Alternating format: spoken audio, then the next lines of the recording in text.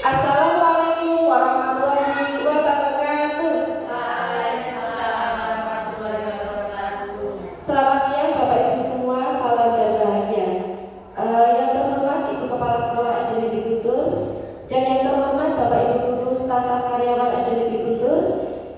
Pertama-tama marilah kita panjatkan puji dan syukur kehadirat Allah Subhanahu wa taala yang mana pada hari ini telah melimpahkan hidayah serta inayahnya kepada kita semua sehingga kita dapat berkumpul dalam acara seminar diseminasi budaya positif.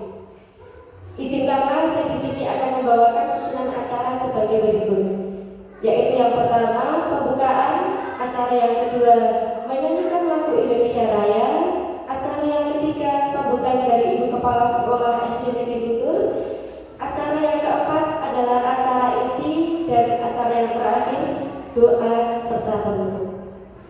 Marilah Bapak Ibu semua kita buka pada acara siang hari ini dengan bacaan basmalah bersama. Bismillahirrahmanirrahim. Terima kasih atas bacaan doanya, semoga dapat memperlancar acara pada siang hari ini. Untuk acara yang kedua yaitu menyanyikan lagu Indonesia Raya. Kepada Bapak Ibu guru semua dimohon berdiri.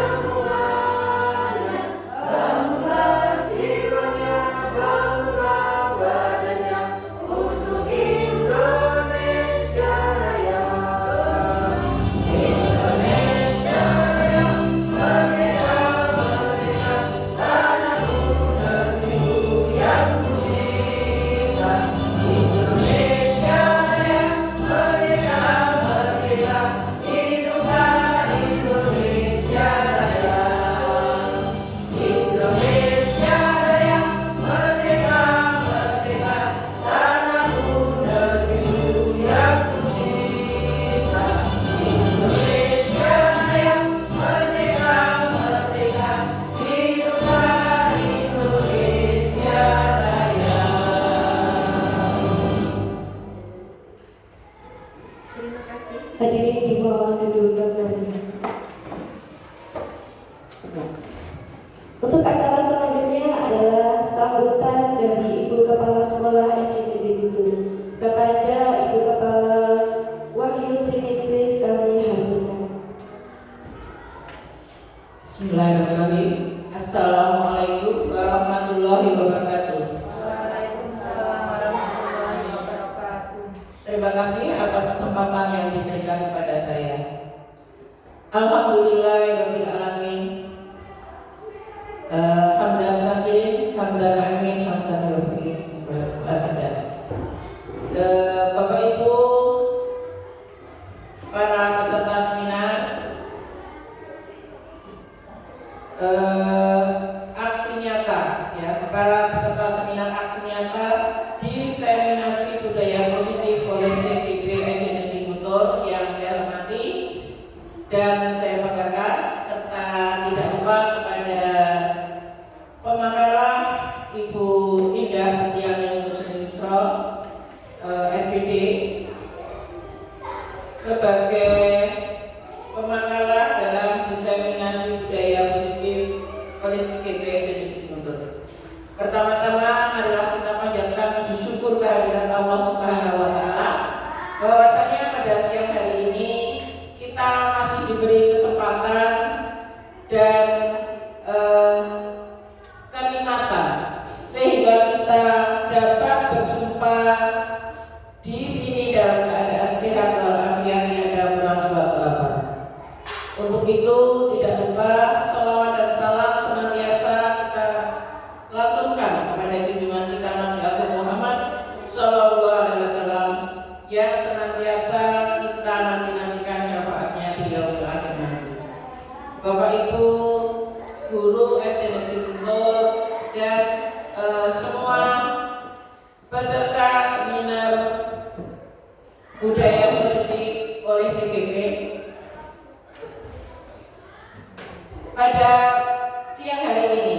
sebagai yang dituakan di sini, saya mengucapkan selamat datang dan terima kasih atas kesediaan Bapak Ibu dalam mengikuti acara ini. Semoga Allah Subhanahu wa Ta'ala senantiasa memberikan kemudahan dan kelancaran dalam acara pagi menjelang siang hari ini, sehingga acara ini dapat berjalan dengan lancar dan menghasilkan sesuatu yang bermanfaat bagi kita pada umumnya dan kepada para siswa-siswi kita nanti pada khususnya. Bapak Ibu yang saya hormati, selamat melaksanakan seminar aksi nyata diseminasi budaya positif. Dan selanjutnya kesempatan saya kembalikan kepada pembawa acara. Demikian akhir kata saya ucapkan Assalamualaikum warahmatullahi wabarakatuh. Waalaikumsalam warahmatullahi wabarakatuh. Terima kasih atas sambutannya dari Ibu Kepala Sekolah. Langsung saja Bapak Ibu, kita akan lanjutkan pada acara inti, yaitu tentang diseminasi budaya positif SD Negeri Guntur. Baik Bapak Ibu, biarpun kita sudah mengenal, tapi tidak ada salahnya jika saya akan memperkenalkan diri dan beberapa tim yang luar biasa. Perkenalkan, nama saya Ida Setiani Gusti Yusro, calon guru penggerak angkatan 9. Di atas saya ada fasilitator Bapak Haji Rizky Amalia, beliau adalah pembimbing saya di CGP angkatan 9 yang sangat luar biasa. Dan kemudian juga ada Ibu Nuriana Mujana selaku pengajar praktik saya. Selanjutnya, baik Bapak Ibu, pada acara inti siang hari ini saya akan memaparkan tentang diseminasi budaya positif. Rancangan tindakan aksi nyata yang sudah saya diskusikan yaitu berlatar belakang tentang murid tidak suka peraturan, karena selama ini jika mereka melakukan pelanggaran maka akan mendapat hukuman dan cenderung akan mempermalukan dirinya. Nah, dari sini Bapak Ibu sudah bisa tersani ya tentang latar belakang saya itu tentang budaya positif yang berkaca dari siswa-siswi SD Negeri Guntur yang banyak melakukan pelanggaran. Nah, dari sini nanti kita akan bersama-sama berdiskusi bagaimana cara mengatasi siswa yang melanggar aturan. Selanjutnya, baik, untuk tujuan aksi nyata hari ini yaitu pertama, menciptakan murid yang merdeka dan disiplin diri yang kuat. Kedua, menumbuhkan budaya positif di sekolah dengan meyakini nilai-nilai kebajikan universal. Yang ketiga, melakukan kegiatan kebiasaan positif kepada murid untuk mengimplementasikan profil belajar Pancasila. Untuk tolak ukurnya, terbentuknya keyakinan kelas melalui kegiatan kesepakatan kelas yang dilakukan wali kelas dan siswa. Yang kedua, siswa mampu menerapkan dan menjalankan keyakinan kelas yang telah dibuat. Dan yang ketiga, peserta didik dapat mengaplikasikan nilai-nilai profil belajar Pancasila secara berkesinambungan dalam proses belajar. Untuk ini masa tindakan yang dilakukan, pertama, meminta izin kepala sekolah untuk mendiseminasikan bersama rekan guru tentang pentingnya penanaman budaya positif dan keyakinan kelas di sekolah. Yang kedua, mengumpulkan rekan guru untuk melakukan diseminasi pemahaman materi budaya positif. Yang ketiga, berkoordinator dan berkolaborasi dengan wali kelas di kelas masing-masing. Keempat, guru memfasilitasi peserta didik untuk membuat kesepakatan kelas. Kesepakatan kelas yang telah disepakati selanjutnya ditandatangani oleh warga kelas dan dipasang di dinding. Dan yang terakhir, memantau refleksi dan mengevaluasi keyakinan kelas yang telah dibuat. Baik, tentunya dalam melakukan keyakinan kelas dan budaya positif yang saya lakukan itu tidak bisa berdiri sendiri ya Bapak Ibu, tanpa dukungan dari rekan-rekan semua, terutama Ibu Kepala Sekolah. Ya.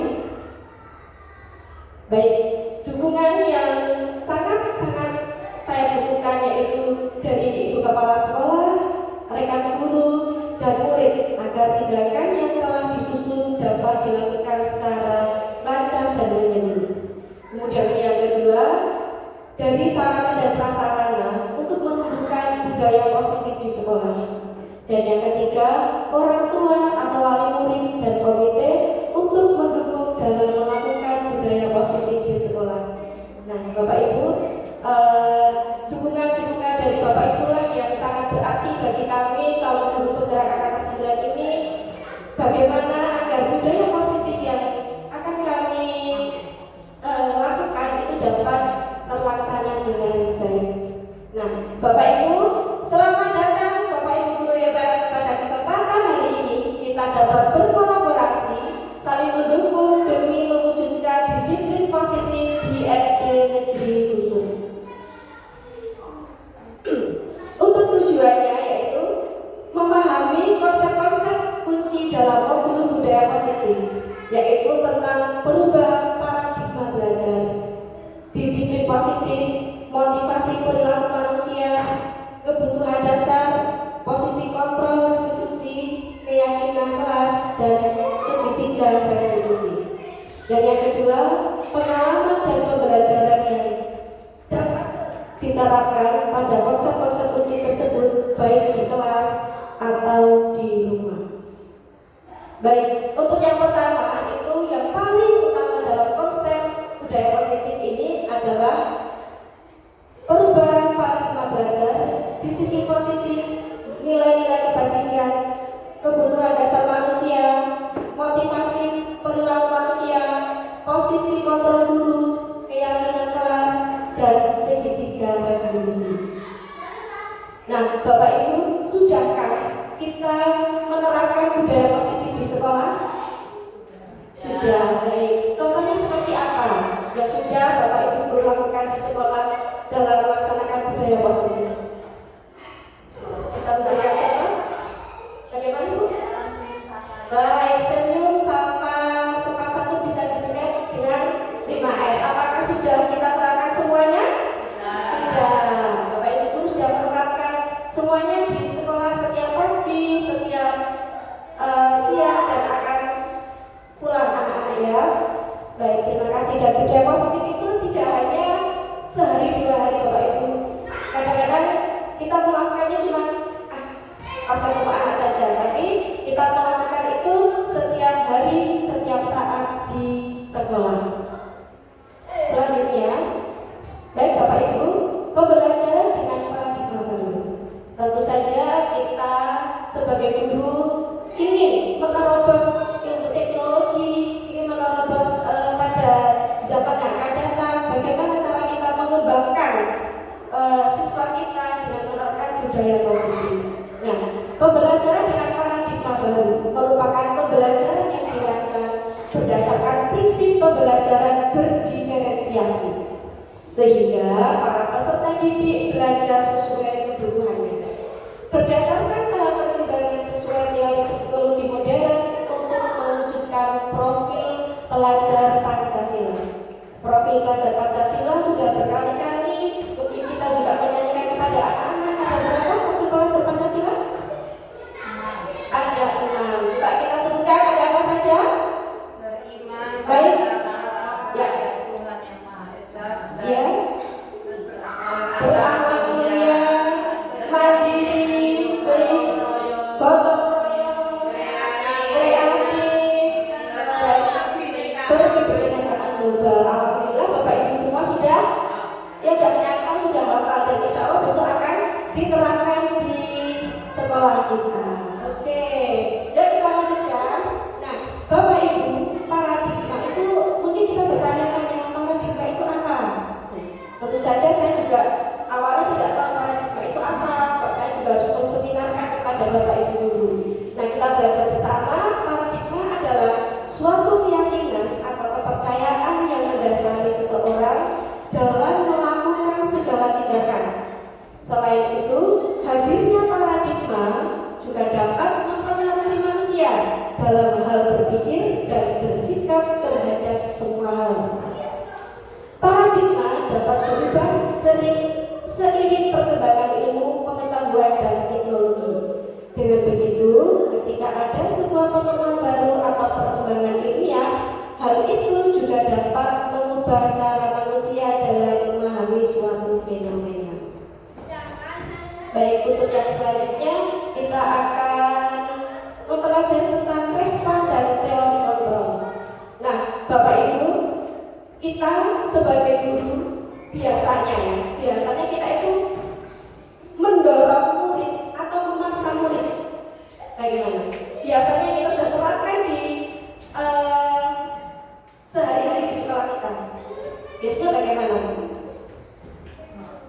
Memaksa. Jadi kita itu seringkali miskonsepsi tentang teori kontrol. Kita menganggap anak-anak itu harus nganut, harus sesuai dengan apa yang kita mau, harus memaksa apa yang kita inginkan tanpa kita melihat bahwa anak-anak itu harusnya mendapat dukungan, mendapat tuntunan dari seorang guru. Baik, bisa dibacakan di sini. Yang belakang itu adalah seorang guru. Seorang guru itu mengontrol muridnya, menyetir. Ibarat kita itu menyetir mobil, menyetir motor. Karena menggok juga harus menggok, lurus juga harus lurus. Nah, tapi siswa kita itu bukan robot, Bapak Ibu. Siswa kita itu bukan hanya mesin. Siswa kita itu adalah manusia yang nantinya akan memberikan dampak jangka panjang, yang akan meluruskan cita-cita kita sebagai warga Indonesia. Nah, di sini adalah ilusi guru mengontrol murid, disetir gimana caranya anak itu harus sesuai dengan yang kita inginkan. Ilusi bahwa semua kekuatan positif, efektif, dan bermanfaat, padahal kita belum tahu keinginan murid itu seperti apa. Kemudian ilusi bahwa kritik dan membuat rasa bersalah mampu menguatkan karakter. Anak bersalah, kita salah-salahkan. Harapannya kita agar anak bisa cedera, bisa kapok gitu. Tapi kita salah. Ilusi bahwa orang dewasa berhak memaksa. Dan dalam mengubah paradigma stimulus respon ke pendekatan teori kontrol, dan kita akan mengetahui bagaimana langkah kita yang baik kepada anak didik kita. Seorang dianggap telah belajar sesuatu jika dia dapat menunjukkan perubahan perilakunya. Stimulus adalah apa saja yang diberikan guru kepada murid, sedangkan respon berupa reaksi atau tanggapan murid terhadap stimulus yang diberikan oleh guru tersebut. Proses yang terjadi antara stimulus dan respon tidak penting untuk diperhatikan karena tidak dapat diamati dan tidak dapat diukur. Yang dapat diamati adalah stimulus dan respon. Oleh karena itu, apa yang diberikan oleh guru dan apa yang diterima oleh pembelajar harus bisa diamati dan diukur. Begitu Bapak Ibu. Dengan mengubah paradigma, kita sebagai pendidik dari stimulus respon ke teori kontrol akan menjadi lebih humanis dalam memandang seseorang. Sebagai contoh, kita sebagai pendidik tidak langsung menyalahkan sikap murid yang kurang baik.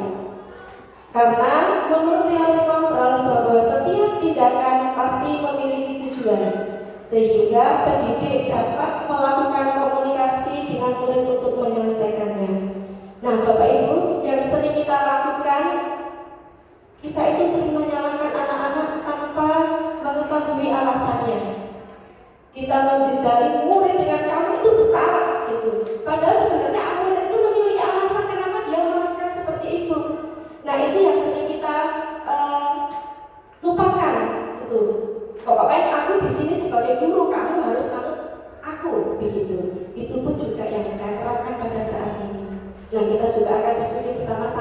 Oke Bapak Ibu. Baik, di sini sudah ada stimulus respon dan teori kontrol. Kita biasanya sebagai guru itu sering menyalahkan siswanya. Misalnya, anak tidak memakai sepatu warna hitam ketika hari Senin misalnya. Kita menyalahkan, ngomong orang bawa sandal sepatu warna hitam. Kalau tidak pakai sepatu warna hitam, nanti diambil. Atau kamu tidak boleh mengikuti upacara, atau nanti kamu dibajak di depan seperti itu. Nah, dengan cara menerapkan seperti itu, kita sebagai guru apakah sudah pantas? Pantas, ya, karena akan membuat efek jerah. Dan pada akhirnya siswa itu tidak akan mengulangi lagi seperti yang sudah kita lakukan sebelum-sebelumnya. Kita menghukum anak yang tidak taat aturan. Anak dihukum tidak memakai tali sepatu warna hitam. Sekali lagi besok bu guru datang pakai tali sepatu warna hitam, maka akan diambil. Dan siswa akan merasa apa? Takut dan malu. Kalau seandainya saya mengulangi lagi, saya pasti akan dihukum dan saya juga akan kehilangan tali sepatunya. Dan kita merasa gagal pakai orasido dihukum, orasido diambil tali sepatunya. Kita merasa gagal karena kita pikir anak-anak itu berhasil tidak melanggar aturan karena ancaman kita. Nah, di sini juga bisa dilihat stimulus responnya. Kita itu tidak bisa menyamakan dengan apa yang dibutuhkan murid. Kita membutuhkan ini, murid juga harus melakukan apa yang kita mau. Realitas itu kebutuhan kita sama. Tapi untuk teori kontrolnya, realitas atau kebutuhan kita itu berbeda. Semua orang melihat hal yang sama, tapi untuk teori kontrolnya, setiap orang memiliki gambaran berbeda. Kita mencoba mengubah orang agar pandangan sama dengan kita, tapi untuk teori kontrolnya, kita berusaha memahami pandang orang lain tentang dunia. Berperilaku buruk dilihat sebagai suatu kesalahan. Betul tidak Bapak Ibu? Ya. Semua perilaku itu memiliki tujuan. Itu juga baru saya pelajari bagaimana kita itu mengenali siswa masing-masing, tidak langsung menyalahkan dan menyudutkan siswa. Kemudian saya bisa mengontrol orang lain, tapi untuk teori kontrolnya Anda tidak bisa mengontrol orang lain untuk menjadi seperti apa yang kita mau. Pemaksaan ada pada saat rujukan gagal. Untuk teori kontrolnya, kolaborasi dan konsensus menciptakan pilihan-pilihan baru. Model berpikir menang kalah. Untuk teori kontrolnya, model berpikir menang-menang. Jadi kita biasakan untuk lebih mengenal siswa dan jangan terlalu menyalahkan siswa. Kita harus sebagai guru itu mendalami atau menggali tujuan mengapa siswa melakukan hal tersebut. Nah, baik Bapak Ibu, lanjut ke slide selanjutnya, disiplin positif. Disiplin itu berasal dari kata disiplina, yang artinya belajar. Dalam budaya kita, makna kata disiplin dimaknai menjadi sesuatu yang dilakukan seseorang pada orang lain untuk mendapatkan kepatuhan. Kita cenderung menghubungkan kata disiplin dengan ketidaknyamanan. Itu juga saya sendiri melakukannya. Kalau kita melakukan disiplin itu rasanya senang sekali. Tapi kalau kita melanggar disiplin, kita akan tidak nyaman, kita tidak merasa nyaman begitu. Sebagai pendidik, tujuan kita adalah menciptakan peserta didik yang memiliki disiplin, sehingga mereka bisa berperilaku dengan mengacu nilai-nilai kebajikan universal dan memiliki motivasi intrinsik bukan eksplisit. Disiplin positif merupakan salah satu cara penerapan disiplin yang bertujuan untuk memberdayakan anak untuk melakukan tanpa sogokan, ancaman atau hukuman. Nah, di sini Bapak Ibu, biasanya kita itu mendisiplinkan murid dengan ancaman. Seperti yang sudah saya sampaikan tadi, bagaimana agar anak itu disiplin memakai sepatu hitam ketika upacara bendera. Coba kita belajar tanpa ancaman. Apakah anak-anak bisa terkontrol dengan bagus? Tidak bisa. Sudah saya sampaikan tadi, masih saja anak pakai sepatu berwarna, masih pakai tali sepatu berwarna hijau, merah dan sebagainya. Besok tidak boleh memakai sepatu itu. Tanpa kita mengancam, apakah anak itu masih melakukan? Masih. Tapi dengan ancaman, anak tersebut tidak melakukan kembali. Baik, untuk yang selanjutnya adalah nilai-nilai kebajikan. Nilai yang disepakati bersama lepas dari suku bangsa, agama, bahasa maupun latar belakangnya. Contoh nilai kebajikan institusi atau organisasi itu ada profil pelajar Pancasila yang sudah kita selalu sampaikan kepada siswa kita, yaitu beriman dan bertakwa kepada Tuhan Yang Maha Esa dan berharap mulia, berkebinekaan global, gotong royong, mandiri, kreatif, dan berlawanan. Kemudian selanjutnya nilai kebajikannya adalah toleransi, rasa hormat, integritas, mandiri, menghargai, antusias, empati, keingin-tahuan, kreativitas, kerjasama, percaya diri, dan komitmen. Kemudian untuk keterampilan hidup atau life skill dapat dipercaya, luruh hati, pendengar yang aktif, tidak merendahkan orang lain, dan memberikan yang terbaik dari diri. Baik, Bapak Ibu, tentu kita hafal dengan Bapak Ki Hajar Dewantara. Beliau mengatakan merdeka. Menurut Ki Hajar Dewantara, merdeka itu tidak hanya terlepas dari perintah, akan tetapi juga cakap buat memerintah diri sendiri. Bagaimana kita memerintah anak-anak tapi kita sendiri melanggar aturan, Bapak Ibu? Bagaimana kita mendisiplinkan murid padahal kita belum disiplin? Jangan sampai di hati anak, pikiran anak, kayak guru baik yang ngomong kok ngandani aku. Mungkin anak-anak itu batin, atau mungkin juga disampaikan oleh temannya atau bapak ibu, bapak orang tuanya di rumah. Tapi dengan gagalnya kita sebagai seorang pendidik, aku guru, kowe kudu nganut aku. Nah, padahal kita itu sebagai pendidik harus memberikan teladan bagi murid-murid kita. Untuk selanjutnya, kebutuhan manusia. Nah, langsung saja, Bapak Ibu, tanpa kita sadari kebutuhan manusia itu ada berbagai macam. Ada apa saja? Bertahan hidup. Kita sangat membutuhkan. Oke? Kalau tidak hidup berarti kita mati.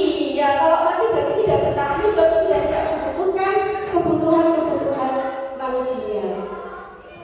Orang yang hidup atau kita itu membutuhkan makanan, pakaian, tempat tinggal, keamanan, serta kesehatan.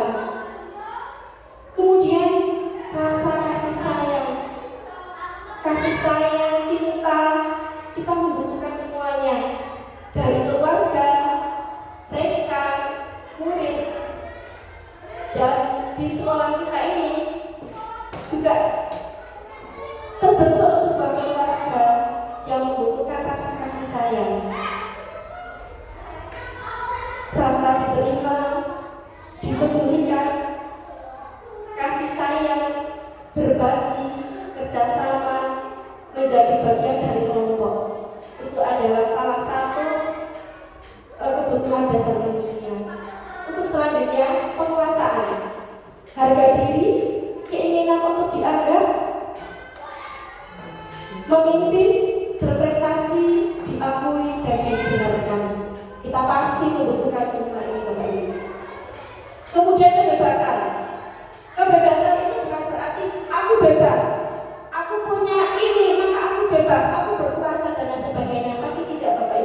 Kebebasan itu artinya mandiri, jangan terlalu menggantungkan begitu. Memiliki pilihan untuk mencoba hal baru. Jangan takut Bapak Ibu, karena hal baru itu tidak ada yang salah selagi itu hal yang positif. Mampu mengendalikan arah dirinya. Kemudian kesenangan. Kesenangan itu bermain, humor, tertawa seperti apa yang kita lakukan.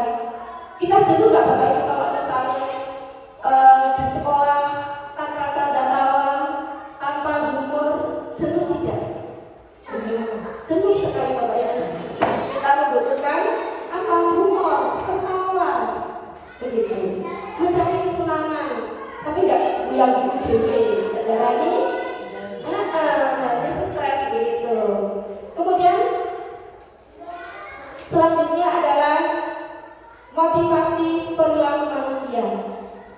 Motivasi merupakan dorongan yang timbul dari diri seseorang secara sadar atau tidak sadar untuk melakukan sesuatu tindakan dengan tujuan tertentu.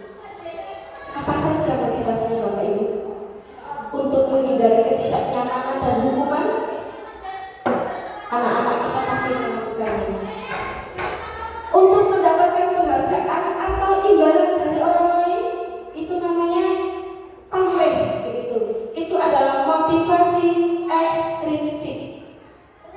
Kemudian selanjutnya, untuk menjadi orang yang mereka inginkan dan menghargai diri sendiri dengan nilai-nilai kebajikan yang mereka percaya. Dari sini saya jujur, apabila saya melakukan apapun, itu pasti saya itu kepengennya dilihat, dinilai, begitu.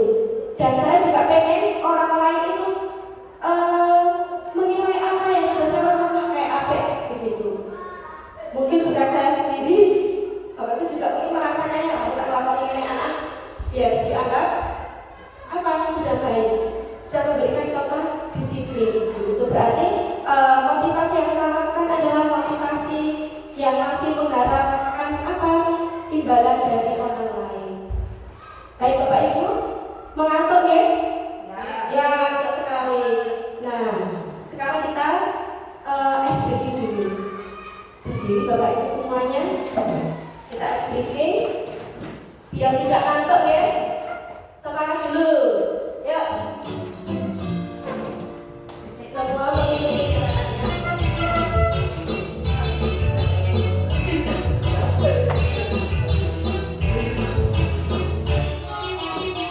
tangan diputar-putar, bertepuk tangan diputar-putar, goyang wajahmu. Tangan diputar-putar, goyang wajahmu.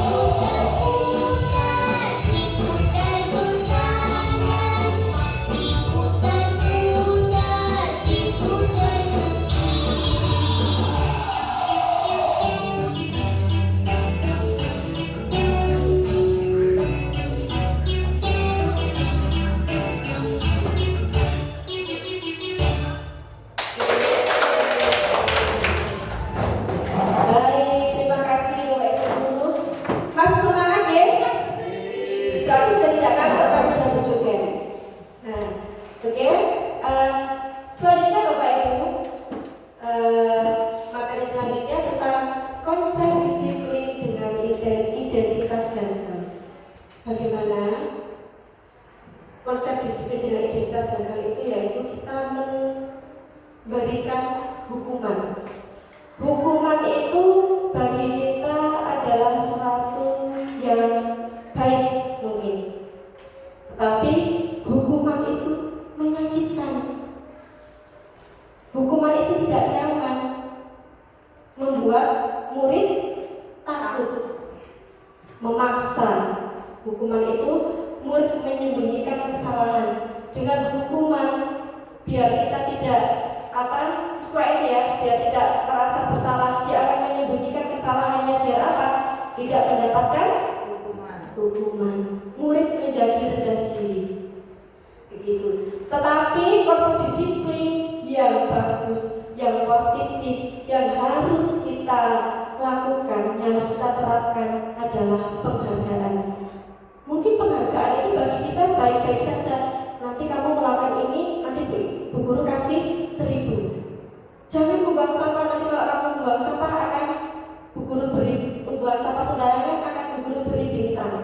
Nah, itu mungkin penghargaan bagi kita yang positif. Tetapi penghargaan itu adalah disiplin yang gagal. Karena apa?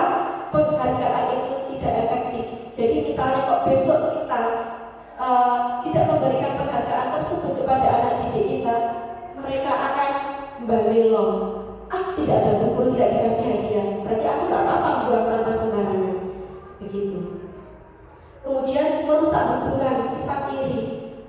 Tidak mungkin kita itu sebagai guru menyamakan itu, karena tidak mungkin. Masih kita itu pilih kasih. Kayak itu anak yang pintar, itu anak yang kurang pintar, itu anak yang bodoh. Kita pasti punya klasemen sendiri-sendiri, punya porsinya sendiri-sendiri, dan menganggap bahwa anak itu berbeda tentang kepintarannya. Kemudian mematikan kreativitas.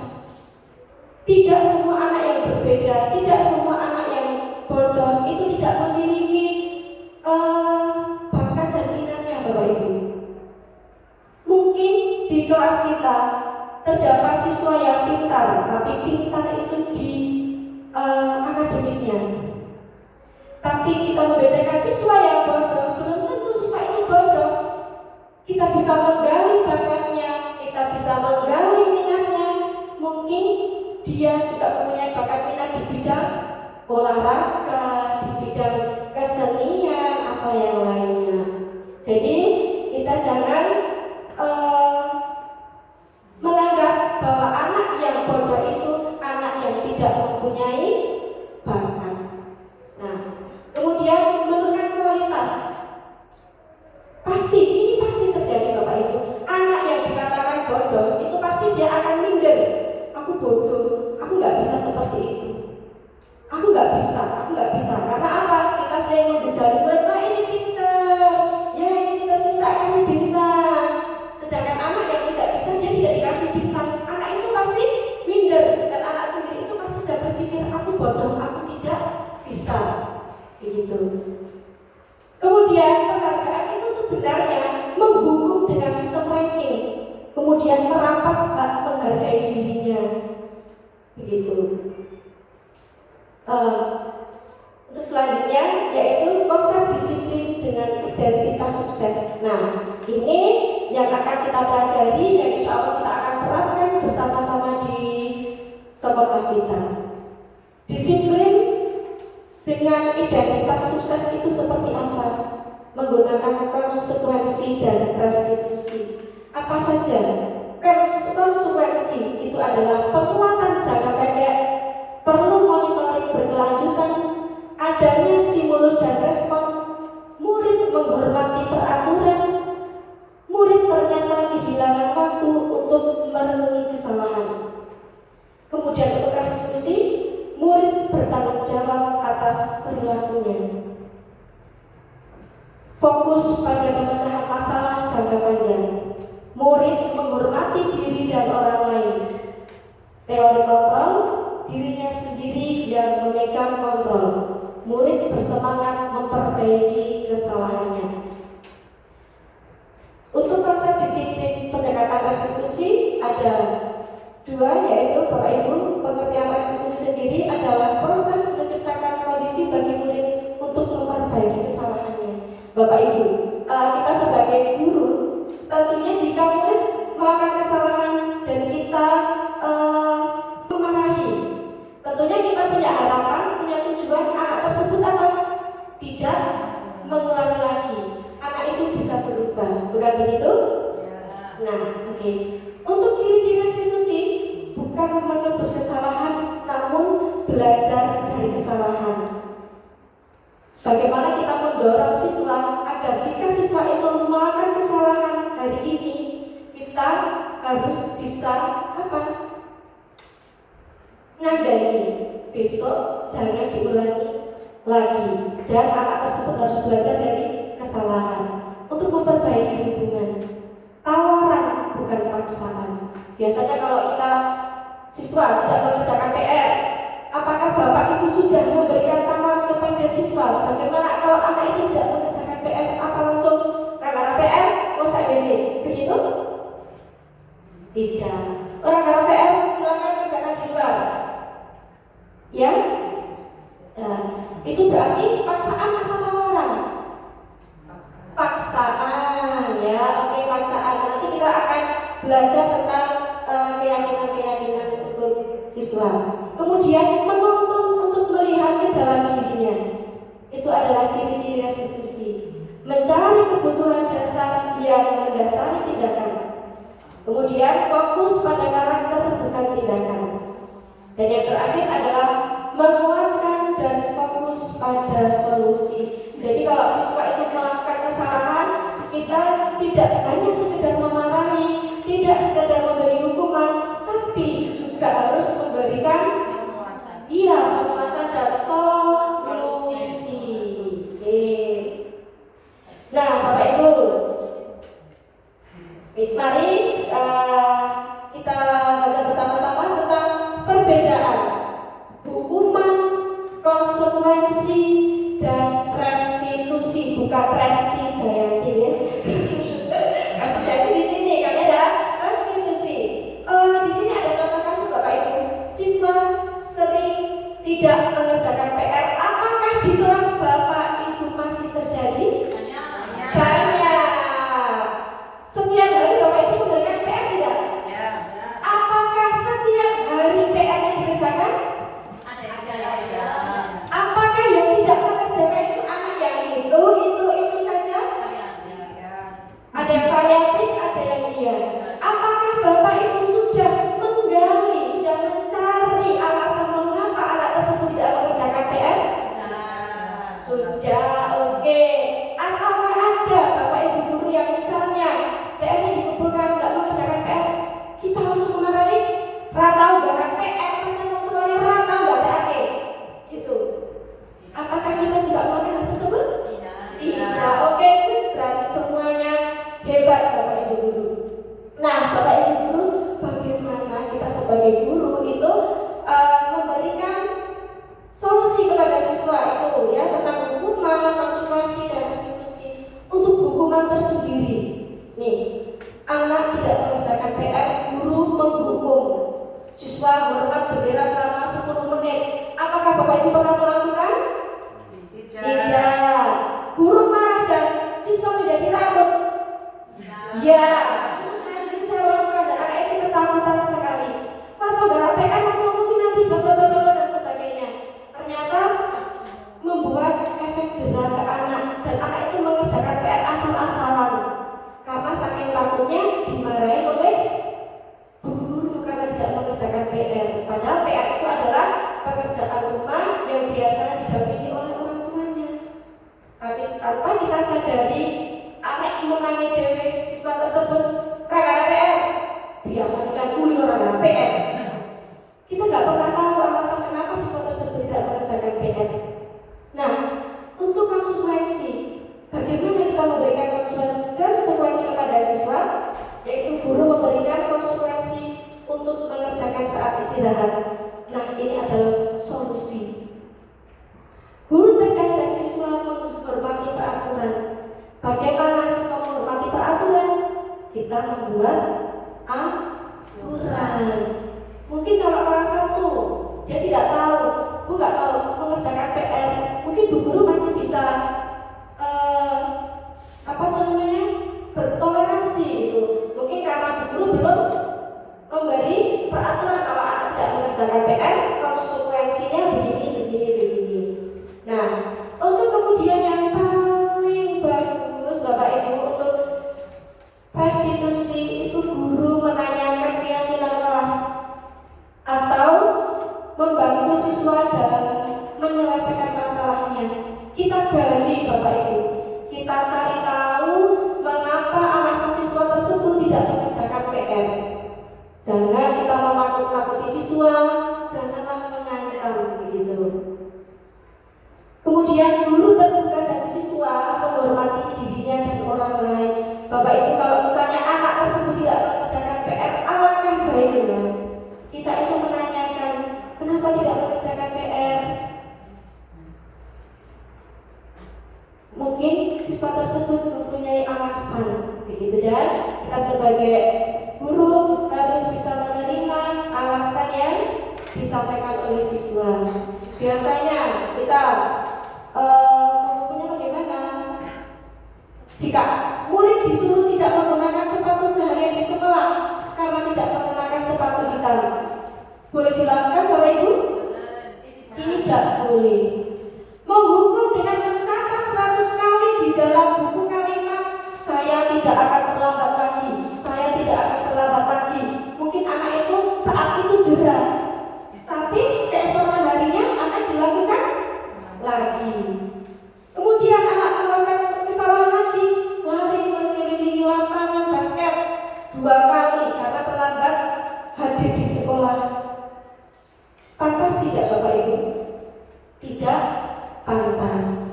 Ya, kemudian membersihkan tumpahan air di meja karena tersenggol pada saat pelajaran. Itu konsekuensi atau hukuman? Konsekuensi. Murid diminta push up 15 kali karena tidak menggunakan masker ke sekolah. Hukuman atau konsekuensi? Iya, konsekuensi. Ya, konsekuensi. Kemudian menggantikan kertas tugas teman yang telah dicoret-coret. Konsekuensi atau hukuman? Konsekuensi. Nah, jadi anak itu melakukan kesalahan harus menerima konsekuensi, bukan hukuman. Gitu. Nah, Bapak Ibu, kita sebagai guru itu harus mempunyai 5 posisi kontrol restitusi. Apa saja? Guru berposisi sebagai pembunuh, pembuat merasa bersalah, ditonyo-tonyo, mulai salah, begitu. Kita juga harus menjadi posisi teman bagi siswanya, posisi pemantau, dan posisi manajer. Nah, apa yang akan Bapak Ibu lakukan jika mendapati siswa melanggar aturan atau melakukan sesuatu hal yang tidak semestinya? Coba saya ingin tahu jawaban yang sejujur-jujurnya. Bagaimana Bapak Ibu? Apakah memberikan hukuman? Apakah kita berteriak-teriak dan anak itu mengakui kesalahannya? Memberikan restitusi. Konsekuensi, betul. Nah, posisi kita itu seperti apa Bapak Ibu? Silakan lanjut. Nah, di sini Bapak Ibu disajikan sebuah kasus jika siswa tidak memakai atribut lengkap saat upacara bendera.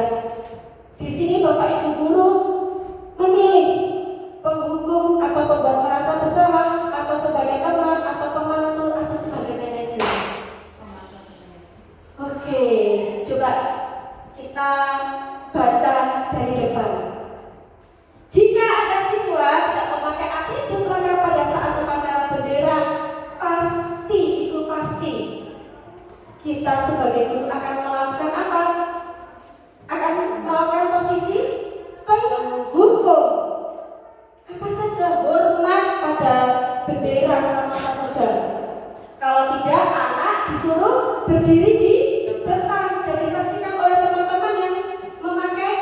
pelengkap. Itu kalau posisi kita sebagai penghukum.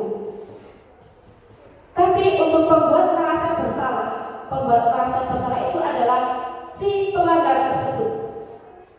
Kita melakukan posisinya seperti ini. Berapa kali Bu Guru harus memberitahu kamu, Bu Guru kecewa kepada kamu. Nah, ini sudah semakin halus. Kita melewatkan hukuman, tapi kita memberikan pembuat merasa bersalah. Lalu kita posisi sebagai teman. Bagaimana kalimatnya yang pantas untuk anak-anak? Ayolah yang tertib, buatlah Bu Guru bangga. Kali ini tidak apa-apa kamu salah, tapi besok jangan diulang. Nah, jika anak tersebut mendengar kalimat itu dari seorang guru, pasti akan merasa tenang. Ah, beneran ini, gitu ya. Dan kemudian posisi pemantau. Bagaimana kamu sudah melanggar apa peraturan dan konsekuensinya? Begitu. Jadi kita bertanya kepada siswa tersebut mengapa melakukan kesalahan tersebut. Kemudian kita sebagai manajer, posisi kita sebagai manajer apabila anak melakukan kesalahan, yaitu bagaimana? Apakah kamu tahu kesalahanmu? Bagaimana kamu akan memperbaiki kesalahan ini? Nah, dari 5 posisi kontrol tersebut, bagi Bapak Ibu Guru, manakah yang bisa kita terapkan di sekolah kita? Posisi manajer. Sulit sekali Bapak Ibu, posisi manajer itu pasti sulit sekali. Karena posisi manajer itu posisi yang sangat tingkatnya itu tinggi sekali. Harus menggunakan bahasa yang halus, bahasa yang sopan, begitu. Sebagai pemantau boleh, tapi yang biasanya kita lakukan, biasanya kita seperti apa? Posisi pendukung. Nah, mari Bapak Ibu kita bersama-sama bagaimana menerapkan kita sebagai guru itu jangan langsung ke pendukung itu. Bersama-sama menjadi posisi manajer. Nah, Bapak Ibu, di sini adalah posisi kontrol sebagai manajer. Ini, kamu tidak pernah benar melakukannya. Apakah itu benar? Kita berbicara seperti itu? Apa rencanamu untuk menyelesaikan masalah ini? Benar, ya. Untuk ayolah lakukan diri Bapak Ibu ya. Itu benar, tapi ada sifatnya memaksa. Biar Bapak Ibunya tenang begitu. Kemudian kamu tidak akan mendapat nilai jika kamu tidak pernah mengerjakan tugas. Itu juga tidak benar. Oke, Bapak Ibu. Bapak Ibu sudahkah membuat keyakinan kelas? Sudah. Keyakinan kelas itu dibuat oleh siapa saja? Baik, guru bersama anak-anak dan disepakati oleh warga ke kelas. Oke, Bapak Ibu, sebelum Bapak Ibu mendengar keyakinan kelas, apa yang pernah Bapak Ibu dengar? Peraturan. Nah, mungkin dulu ada peraturan kelas. Mengapa keyakinan kelas, Bapak Ibu? Mengapa tidak peraturan kelas saja? Nah, keyakinan kelas itu ada porsi-porsinya, Bapak Ibu. Jadi ada langkah-langkahnya. Bagaimana pembentukan keyakinan kelas? Mengapa kok tidak peraturan kelas saja? Karena keyakinan kelas itu lebih abstrak dari peraturan. Keyakinan kelas berupa pernyataan universal dan dibuat dalam bentuk positif. Nanti kita akan lihat contoh-contohnya ya. Dan keyakinan kelas sedikit agar bisa mudah diingat oleh anak-anak. Lanjut. Nah, ini Bapak Ibu perbedaan antara peraturan dan keyakinan kelas. Bapak Ibu, jika Bapak Ibu membuat peraturan di kelas, itu kita menggunakan kalimat positif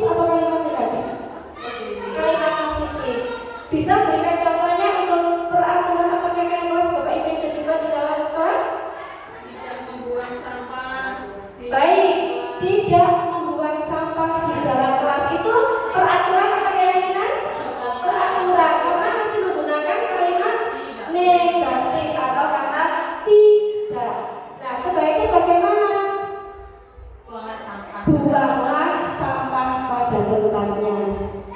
Sudahkah Bapak Ibu membuat keyakinan kelas yang lain? Sudah ada lagi juga. PR sesuai dengan tenggat waktu. Oke, kerjakan PR sesuai dengan tenggat waktu. Itu kalau keyakinan kelas. Tapi kalau peraturan kelas sudah dibuat, Tidak boleh. tidak boleh. Mengerjakan PR. Betul sekali Bapak Ibu. Beri tepuk tangan kepada Ibu Resti Jayamani. Nah, di sini Bapak Ibu, peraturan selalu kembalikan buku ke tempatnya.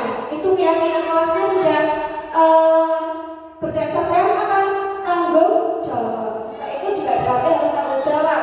Apabila setelah mengambil buku harus dikembalikan ke tempatnya. Dilarang mengganggu orang lain, artinya menghormati orang lain. Nah, begitu dan seterusnya. Baik. Nah, di sini Bapak Ibu sudah saya lakukan itu membuat keyakinan kelas pada kelas saya kelas 1, yaitu saya dengan anak berkolaborasi tentang pembuatan keyakinan kelas. Jadi bukan saya semata-mata membuat keyakinan kelas dan anak harus mentaati itu, bukan. Saya berkolaborasi dengan siswa tentang pembuatan kelas ini Bapak Ibu. Kemudian merumuskan peraturan kelas menjadi keyakinan kelas.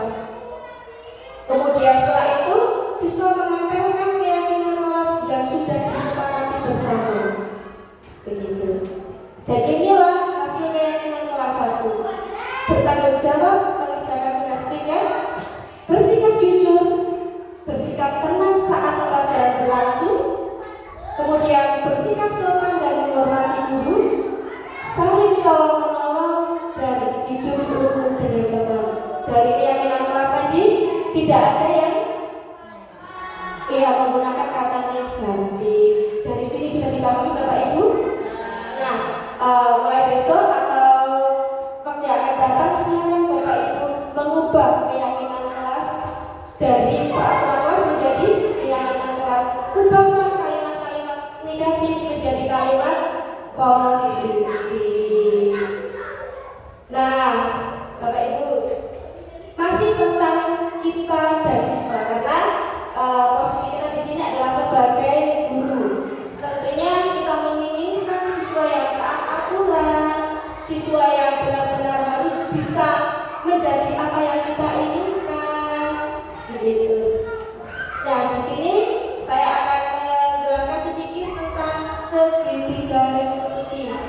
Bagaimana segitiga restitusi itu adalah proses dialog yang dijalankan oleh guru agar menghasilkan murid yang mandiri dan bertanggung jawab.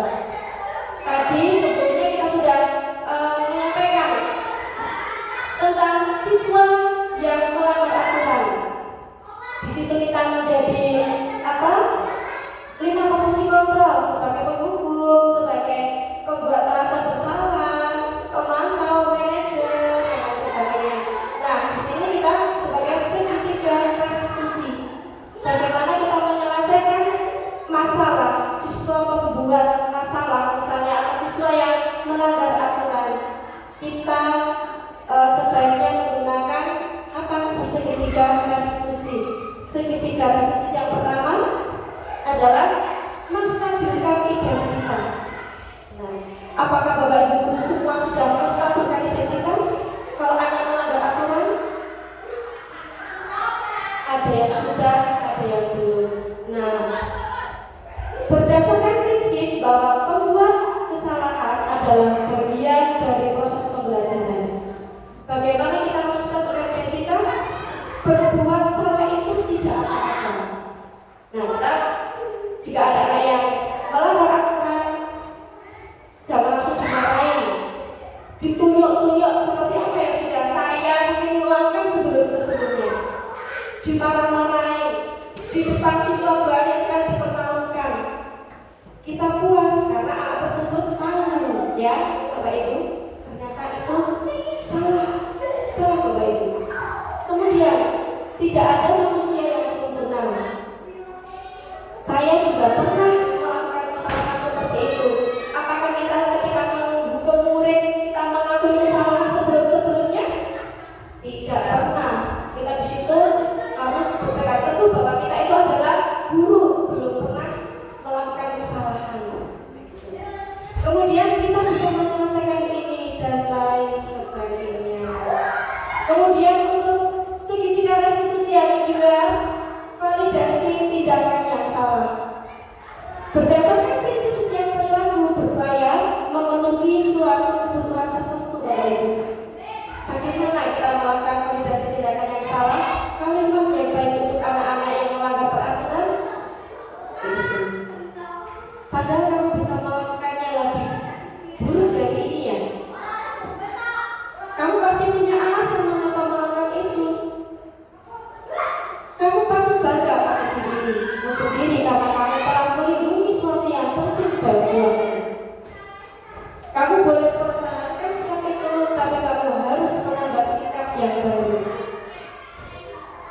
Dan yang terakhir adalah menanyakan keyakinan.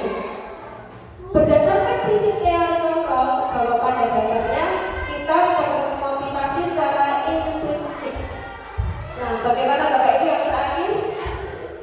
Jika kita sudah menstabilkan identitas, kemudian kita sudah mengambil validasi tindakan yang salah, maka restitusi yang kita lakukan yang terakhir adalah menanyakan keyakinan. Keyakinan yang sudah dibuat tadi. Nah, itu apa keyakinan kelas yang telah kita sepakati bersama? Begitu. Apa nilai-nilai umum yang telah kita sepakati? Apa bayangan kita tentang kelas yang ideal? Kamu mau jadi orang seperti apa? Nah, itu Bapak Ibu yang harus kita lakukan kepada anak-anak. Jika anak-anak itu melakukan kesalahan, kita sebaiknya menggunakan segitiga restitusi. Yaitu yang pertama, menstabilkan identitas. Yang kedua, validasi tindakan yang salah. Kemudian yang terakhir, menanyakan. Nah, kita belajar bersama ya Bapak Ibu. Bagaimana kita itu harus membawa siswa kita itu sebagai manusia yang berkembang sesuai zamannya. Begitu. Kita tidak boleh memaksa. Apabila anak salah, kita tidak langsung menghukum. Kita harus menanyakan lagi, menggali mengapa alasannya, tujuannya apa, kenapa kok siswa tersebut melakukan hal itu. Begitu. Nah, Bapak Ibu, dari apa yang saya sampaikan, apa bisa dipahami? Bisa jawab semua Bapak Ibu? Baik Bapak Ibu.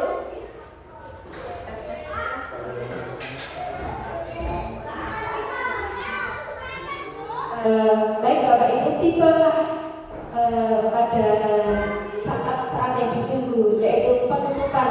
Bapak Ibu guru semua sudah mengantuk ya? Iya, mengantuk kalau mendengarkan memang mengantuk. Iya. Bapak Ibu, saya sampaikan kesimpulannya pada pembelajaran pada siang hari ini, yaitu dalam penerapan program positif itu hendaknya guru memiliki standar kepribadian, profesional, dan sosial yang baik, di mana guru mampu merefleksi dirinya dalam posisi kontrol saat ini, bagaimana perjalanan dirinya sebagai akun atau manajer yang menuntun murid-muridnya menjadi insan yang mandiri, merdeka, dan bertanggung jawab. Kata-kata ini saya kutip dari Standar Nasional Pendidikan. Baik Bapak Ibu, terima kasih atas perhatiannya. Saya di sini sebagai pemakalan. Apabila ada kurang mohon maaf. Apabila ada baiknya boleh diimplementasikan. Apabila ada buruknya kita sama-sama memperbaiki diri. Begitu Bapak Ibu. Apabila ada salah kata dari saya, kurang lebihnya mohon maaf. Saya akhiri. Wassalamualaikum warahmatullahi wabarakatuh.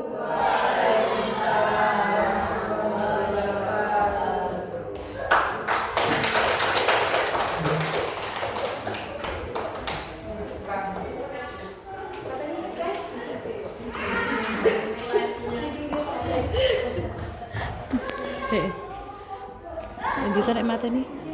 Assalamualaikum warahmatullahi wabarakatuh. Saya Resi Jayanti, guru kelas 5 di SD Negeri Guntur.